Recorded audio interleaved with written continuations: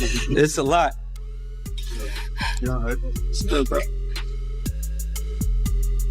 Is this whole thing unfolded over a 24-hour period? Hey, what's up, King Son? Man, you doing it, man. You deserve it, Daddy. You putting in that work. Proud of you. I love you. Yeah. Sean Diddy Combs has been in the spotlight for decades. It's no shocker there. He was a titan of the entertainment industry. He was the head of Bad Boy Records label, creator of the Sean John clothing line, a partner with Ciroc Vodka. He was known worldwide for his legendary white parties in the Hamptons and beyond, and it's... Wait. Oh, hold up. Never mind. Wait, what? I forgot. Look, Mr. Combs informed Mr. Jones that he had engaged in intercourse with a rapper. 5, that's redacted. Look, 5, he's a rapper who dated Nicki Minaj. This is saying that you and Diddy were What the? In a moment the industry didn't expect but always sense was coming. Meek Mill steps forward and disrupts the silence surrounding the allegations orbiting Sean Diddy Combs. His voice doesn't roar. It cuts precise, measured, and unmistakably intentional. The revelation is not a confession, nor is it an accusation. It is a warning. And the question trembling beneath the headlines is simple. When a powerful system finally begins to crack, who dares to speak first and who speaks honestly, a storm long whispered across the entertainment world finally breaks open. As Meek Mill leans into the mic, challenging a silence many believed would last forever. He explains how his name became entangled in allegations that were never his. Pulled into a vortex created by someone else's downfall. His voice stays steady, but the subtext is unmistakable. The industry's top floors carry an atmosphere that is dangerous, pressured, and sometimes coercive. A place where favors are currency and silence is survival. And as his words settle, the lingering question sharpens what else hides behind doors guarded by money, influence, and fear. Boys are weird. You feel me? Like, you will go to a party with them, and you looking around like, damn, like, a lot of guys kissing each other in here, man. You feel me? What y'all do is y'all business. So you been doing? Meek Mills. Well, he said a Philly rapper. You understand? And it was redacted in the paperwork to that. Because first of all, it had Meek Mills, it had Stevie J, they had redacted their names, and they had Usher, and they redacted their names and just said a performer of the Super Bowl and a Philly rapper. Everybody kind of knew back in the day that Meek Mills and Puff was a little too friendly. Oh. Ask about Dwight Howard in Mexico. What's up with Dwight Howard in Mexico? You know, they don't got paparazzi out there like that. You feel me? They was down there hooping. He going to the club with these same ladies. Nobody saying nothing. That's why he not in the league right now. You heard about him catching the sexual on the little designer dude? Yep. Right. Him, imagine you got 2 7-foot-tall, swole guys in dresses, cornering you in a hotel in a bedroom. You finna be scared. Facts. So like, I distinctly remember going to a Diddy party, all the waitresses topless.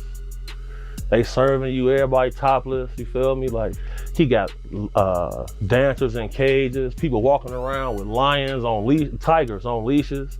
I seen this with my own 2 eyes, see what I'm saying? And it was getting so weird in the party, I'm like, man, I tell the security team I'm working with, bro, let me sit outside in the Escalade. So I go outside in the Escalade and I'm just chilling out there because, you know, bro, I got a reputation to maintain, bro, outstanding member. Like, I don't want nobody thinking that, man, they got BH with this? That was always a concern for me, bro. That was always a concern. I seen it for myself because Bobby Valentino was the person I was bodyguarding there. You see what I'm saying? He tell me, I done got so much pussy before, you know, pussy don't even really excite me. I'm like, what you mean? But he there. What you mean? On bro, folks' grave. I said, what you mean? So he got 2 girls with him. So I'm thinking to myself, like, damn, hold on. these might not be normal girls. Sure enough. Now he say, man, take my girl to the bathroom. Like, okay. We walk into the bathroom, you feel me? She go into the men's bathroom. But that's not all the way crazy, because it's one bathroom packed, you feel me? Into the men's bathroom. But that's not all the way crazy, because it's one bathroom packed, you feel me? People might do that, you know what I'm saying? So people start swarming the door, so I step inside the bathroom door. She's standing at the urinal, dress lifted up. I'm like, damn. Oh, man. Okay, that's how they coming? All right. So, you know, I'm gonna tell everybody this. If you at a celebrity party and them white guys come in like they was on Twilight, look like vampires, they holding their drink like this, you feel me, with the blonde hair, stuff like that, it's finna get crazy in the party now, you feel me? Seen it too many times. When the white guys come in like they was on a vampire movie, bro. Hella gel, spikes sticking up, around a bunch of black dudes, yeah, somebody finna get their cakes touched on, bro.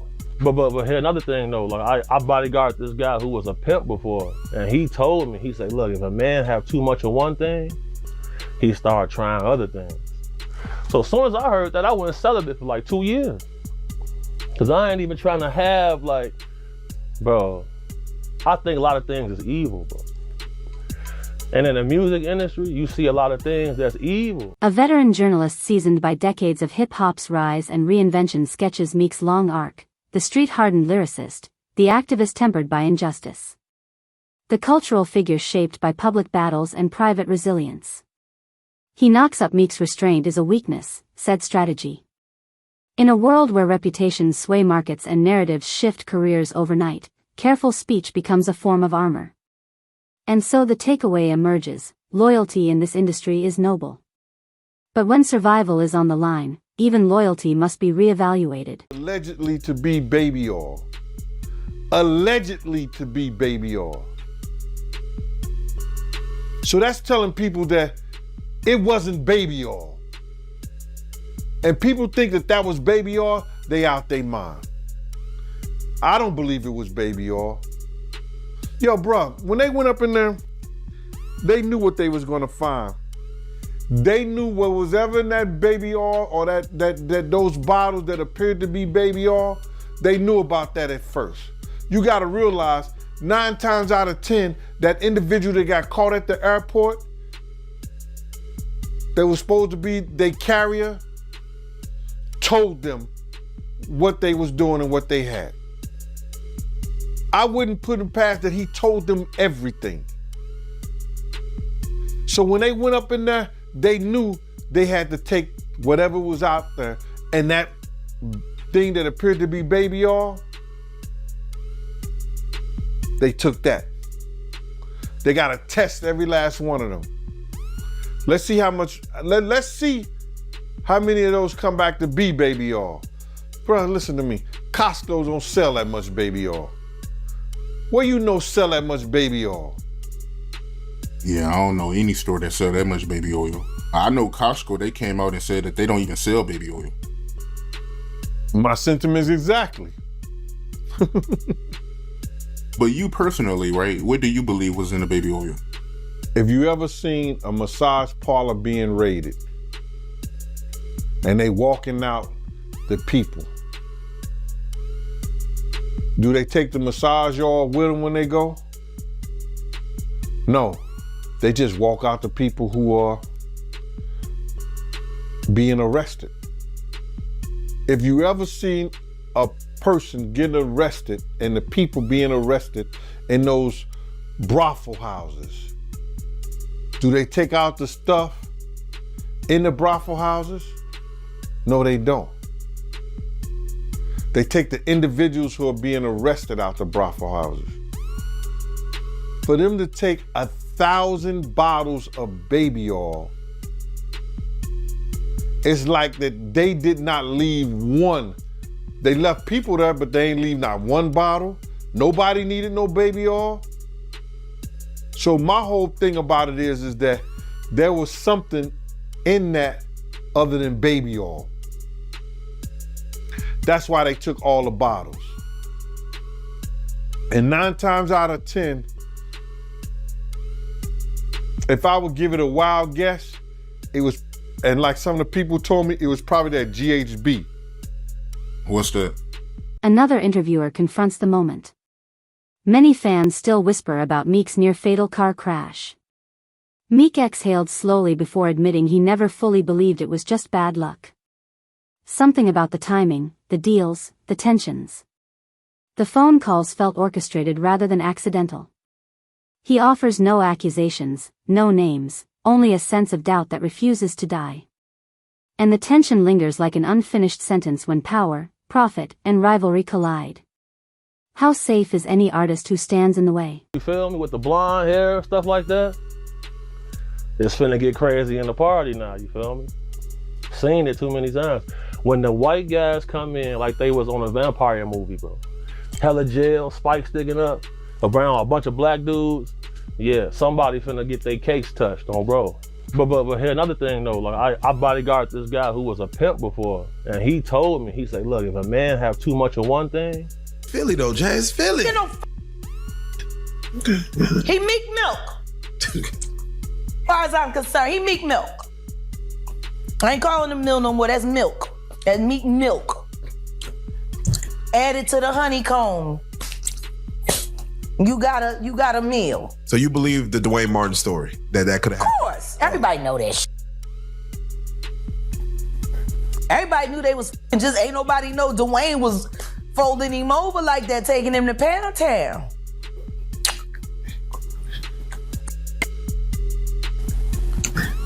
And all these black running around marrying these, sitting there convincing other women to go chase a fag. Go get you. Yeah. Look at my, it isn't he? Can you imagine if he's told the truth about their relationships? I want you to meet my husband. He a fag. Would you like to come over? I'll make cookies. Now, Jag, you know. That's what these is doing. Hey, young man, come on over. My husband just wants to touch you for a little while on camera. I promise you, you won't feel a thing. Sniff this. Okay. So, Jag, really? You stand on red carpets with and you sell an image of lies. Then you influence the public and ask the public to covet and want your life. Who wants that? Who jealous of that? A bunch of whack too afraid to find a real man and real love. So you marry a get for a Birkin bag and then turn your head while he's f***ing a bunch of kids. I don't feel sorry for none of you. Don't y'all sit around writing your books, telling your sob stories. He was a going in, you should have known he was gonna be a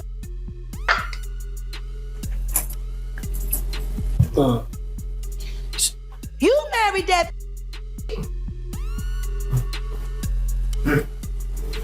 and made babies with it. Look at Nicki Minaj. You got bitch and marrying level 3 sex offenders. And do you know since then, she done moved out. She don't live at the house they was living at no more. Kenneth there by herself. She literally got him a zoo. And she feels it with who don't mind rough sex. And she lives in another house with the baby. But he's supposed to be the primary custodian, which is why he ain't in jail where he's supposed to be, because he gotta take care of the baby. But the only thing he's taking care of is making new victims. A legal analyst steps in. Cold and clinical, dissecting the lawsuits swirling around Diddy. He stresses that allegations are not verdicts, that the system moves slower than public outrage, and that no one should mistake patterns for proof. Yet, he also notes that when multiple stories emerge in similar rhythms, scrutiny intensifies. He reminds viewers that courtrooms operate on evidence, but society often operates on emotion. And so, his final question reverberates: does justice still matter in an era where public judgment arrives faster than due process? So the manager of the club said, I need you to come with me to the after party. So me and my other homie, we go to the after party. When we get to the after party, bro, like, it was a lot of females in there who stand up when they use the bathroom. You see what I'm saying? So I'm thinking to myself, like, man, like, this kind of wild on, bro. Like, this how y'all coming? If this how y'all live, it's how y'all live. But they want to keep it a secret. You see what I'm saying? So he real touchy-feely too. Like, he grabbed this other guy I know by his neck. Grabbed him by his neck and was like, do you have love in your heart, young man? You want to be a roach? Or you want to walk with God? I'm looking like, you gonna let him grab you like that? But then, you know, he be on some tough guy shit too. So I guess he a tough cake toucher. Did you see him do anything with anybody or anything, or? No, I seen him holding hands with two men. Like this. I seen that. So, you know, like they'll have a dude come out with the paper, sign an NDA. No, I'm going to the car, bro, I'm good. I'm not signing no NDA. I'm going to the car, I'm good. Seen that, bro. So seeing all this coming to news, people was telling me I was crazy. Said I was a hater. Hating on what? I don't want to party with the girls with the third leg, but I'm good. I'll just be with the guys chilling. I don't gotta be in here with y'all. But if you're getting $1,500 for the night, you're gonna try to find a gray area to operate in, you feel me? I seen these things. What do you think about them accusing Diddy of having cameras in his house so he can record celebrities and politicians and use it as blackmail? So I firmly believe that's true, because in that sector of people, a lot of them practice Scientology. And Scientology, that was their thing. They would get people in compromising positions.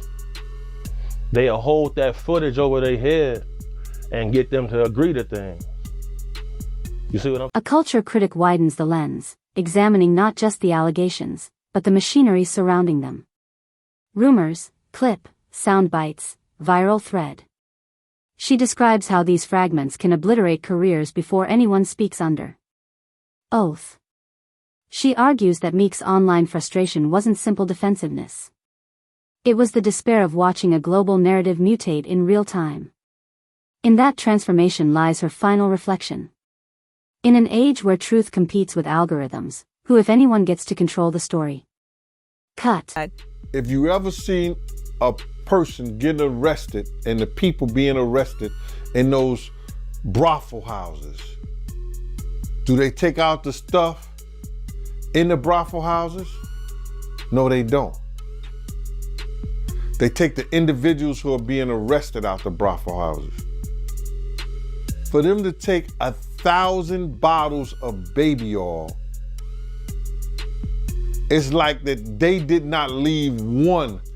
They left people there, but they ain't leave not one bottle. Nobody needed no baby oil.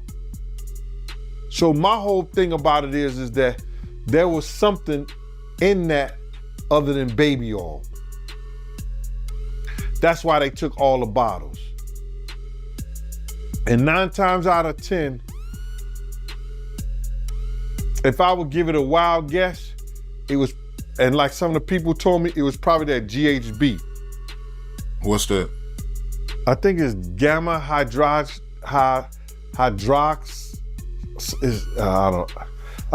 I looked it up, bro. Let me see. See if I can find it. I know this is This is just showing everything like that, but oh no. Let me. Yo, somebody tap dance or sing or do something, you know what I'm saying, while I'm doing this. Oh, here it go right here. It's gamma hydroxy butyric. What is its effect on the body? It's a euphoria, drowsiness, decreased anxiety, and memory impairment. It works on the nervous system and gives you this feeling of euphoria. So they take that and rub it on her, and you forget who you are, what you're doing. It can also give you memory loss, drowsiness, and that's under the DEA, the Drug Enforcement Administration.gov. Mental health expert, thoughtful and calm, analyzes Meek's comments about emotional exhaustion and isolation.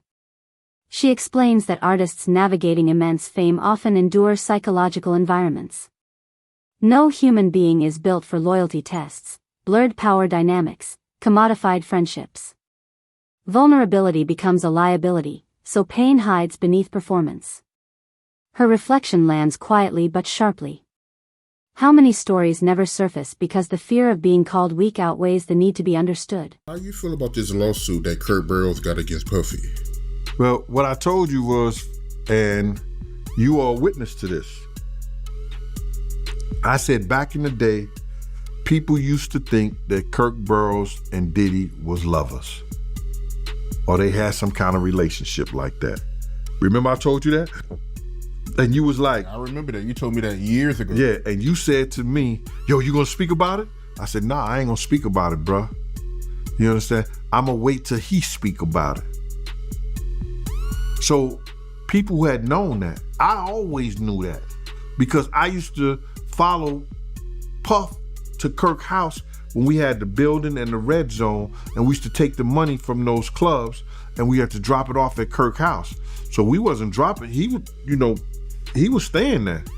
If you spending the night at another house and you got a apartment with your girl somewhere else, okay.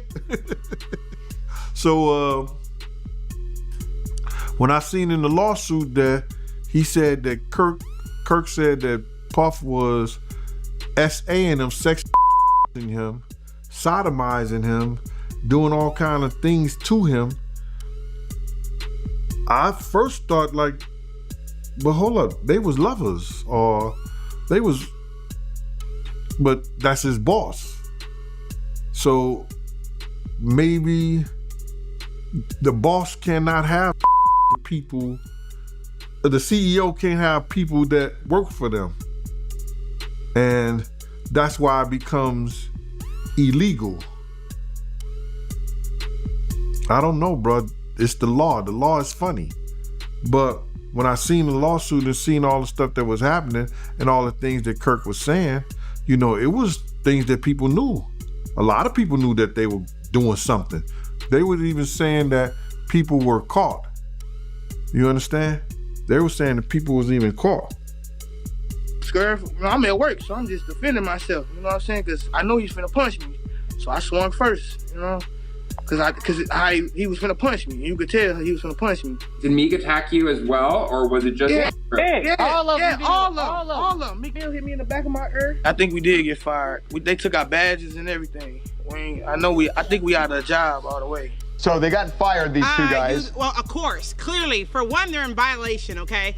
You shouldn't be sitting at work. Your job is to will people. I love Raquel, you sound like you're a cop right there. You're just like, you're a violation. Raquel, just so we can explain.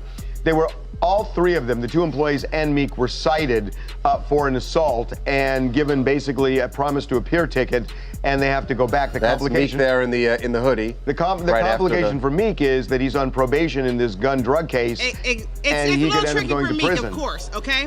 Let's be honest. But one, it could be self-defense because these guys are talking about clearly they snubbed them first. So if you hit somebody first, what are you supposed to do? That's self-defense. And secondly, their job was to wheel people. Why aren't they wheeling people up and down? We should explain. They're the we should people explain what wheeling people means. To wheel people. That's They help people who are in wheelchairs get back and forth from the terminals, Raquel.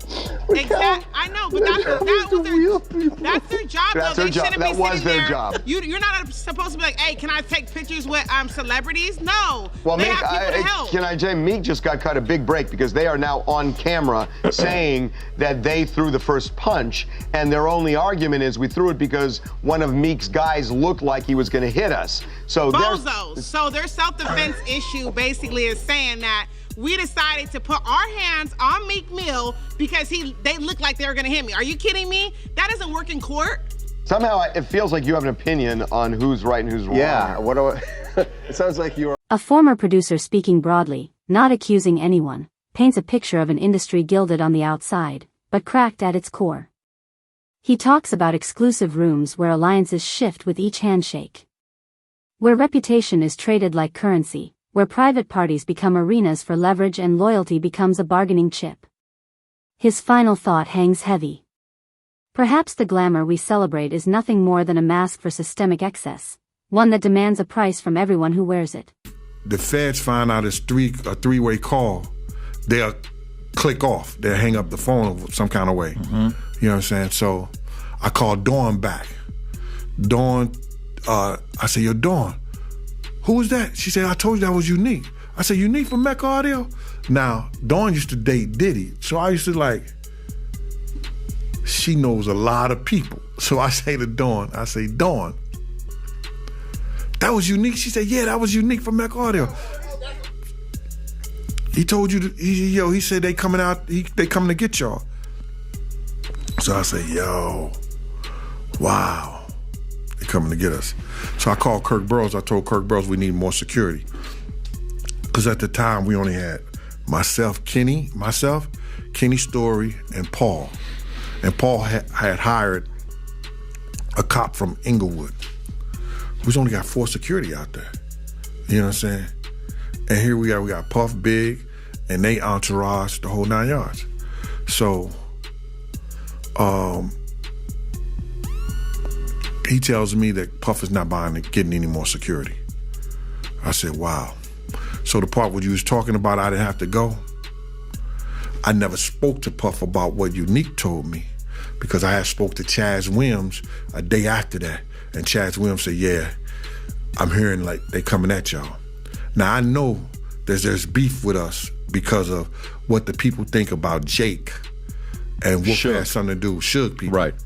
I know it's beef because of what Big did to the people from the Dog Pound when he made that phone call and they shot up their Winnebago in New York. I know there's beef from this Muslim cat that Puff had an argument with in Soul Train. I just found out recently what that was about. And I know it's beef with the Tupac stuff. First and foremost, I just want to say, I know a lot of people want to hear these stories and everything like that because this is stuff that happened back in the day. And then maybe that if they knew there was going to ever be a YouTube or they knew there was going to ever be social media, a lot of the stuff probably wouldn't have got played out like it did. But things happen and these are just stories from the past. I would like to use that as, what you call that? Just to clear the facts up what's going on. But it all started, we was in Atlanta. And this story starts when I'm with Puff and he's in exotic bookstores and he's doing shopping, right? He's shopping, getting his stuff and everything like that. So, you know, this is the first time I was ever in an exotic bookstore with Puff. So, you know, I'm giving him his space. He's taking things off the shelves and stuff like that because they gave him a brown paper bag. When they gave him a brown paper bag, he was just putting stuff in there. So I said, damn, you know, he got to go put it on the counter. The host returns to Meek asking what he hopes viewers truly understand. Meek's response is deliberate. He isn't seeking destruction. And he's protecting his name, his sons, and the legacy he spent years fighting to build. He urges people to look beyond headlines, beyond clipped narratives, beyond the noise. Narratives can be engineered. Power can be weaponized, and fame, he warns, attracts predators just as light attracts shadows. He ends with a statement that feels less like commentary and more like prophecy. Stay awake. As the interview fades,